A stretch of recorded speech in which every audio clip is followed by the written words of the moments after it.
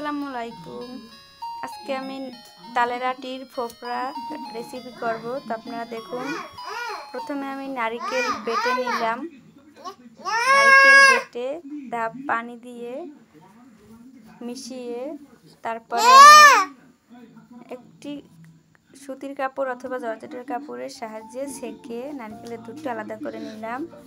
এরপর আমি অল্প পরিমাণে নারকেলের দুধ দিয়ে তারও পানি মিশিয়ে দিলাম।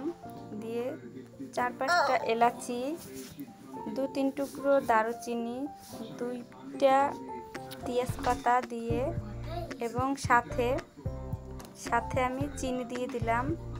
তো আমি যেরকম মিষ্টি খেতে পছন্দ করি আমি আমার স্বাদ মতো দিয়ে দিলাম। তো আপনারা মিষ্টি বেশি খেলে চিনির পরিমাণটা বাড়িয়েও দিতে পারেন।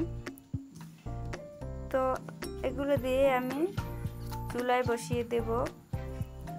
তো আমি যেই পানিটা ফুটে আসবে তখন আমি সেই তালের বিচির ফোপরাগুলো দিয়ে দেব। তালের বিচির ফোপরাগুলো দিয়ে আমি কিছুক্ষণ কষিয়ে নেব।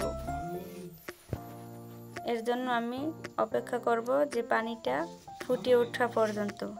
তো পানিটা ফুটে উঠলে একটু নাড়াচাড়া দিয়ে কষিয়ে নেব।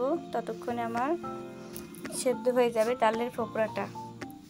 তো এরপরে আমি সেই নারকেলের দুধ করে রাখাগুলো আমি তালের ফোপরার ভিতরে দিয়ে দেব। তো অল্প সামান্য লবণ দিয়ে দেব।